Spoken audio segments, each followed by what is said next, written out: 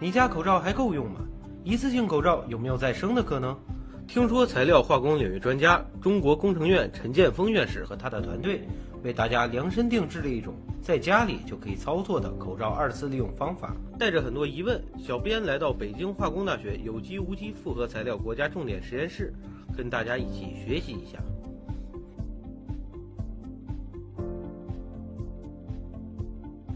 央视新闻的网友大家好，我们今天展示一下家庭版的口罩荷电再生重复使用的一个技术方法。我们用的物品都是家里面常见的一些物品，包括一壶热水，一个碗、塑料袋、电吹风机。今天准备了3支口罩，分别是一次性普通口罩、一次性医用口罩和医用外科口罩。第一步，热水灭毒。我们首先这是一壶新烧开的热水，我把它倒到这样一个碗里面。那么在家里面如果没有我这样一个一次性的橡胶手套，我们可以用这样一个塑料袋，然后套在手上，然后来抓取这个用过的口罩。我们把这个口罩这样泡到热水里面，可以稍微的按一按。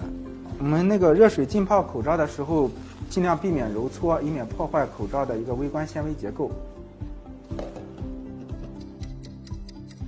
大概每隔10分钟可以再加一点热水，保证它的温度能够在56度以上，这样持续30分钟。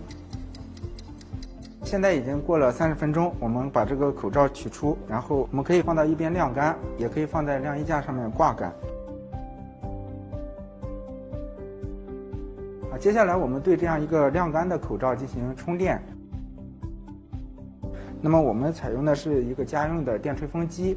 那么我们在操作的过程中，注意吹风机的出风口不要离口罩太近，以免局部过热烫坏口罩纤维。同时在吹风的过程中要移动这样一个吹风机，保持整个口罩的一个干燥。好，我们在对这个口罩进行吹风充电的过程中，要选择一个干净卫生的一个绝缘桌面。那么尽量的把这样一个口罩的外层贴在桌面上，然后进行一个吹风充电的处理。如何在家里面对充电的口罩进行一个检验？那么我们首先在桌上是从普通的纸巾上撕下了一些碎纸屑。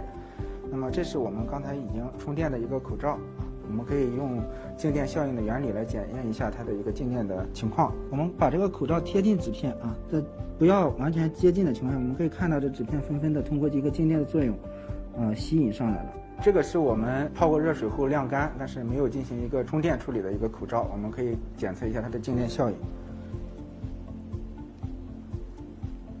可以看到它很难通过一个静电吸附作用把这个碎纸屑吸附上来。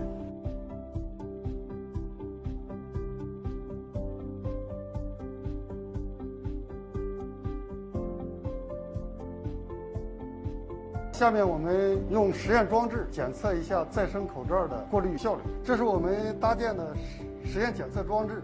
那现在装置里面的这个 PM2.5 检测仪检测的是室内空气的 PM2.5 值，大概是57左右。下面我们把再生后的口罩放置检测口，用通孔的玻璃仪器压实，那等待5到10分钟左右，我们就可以直接读取它的对小颗粒的拦截效率。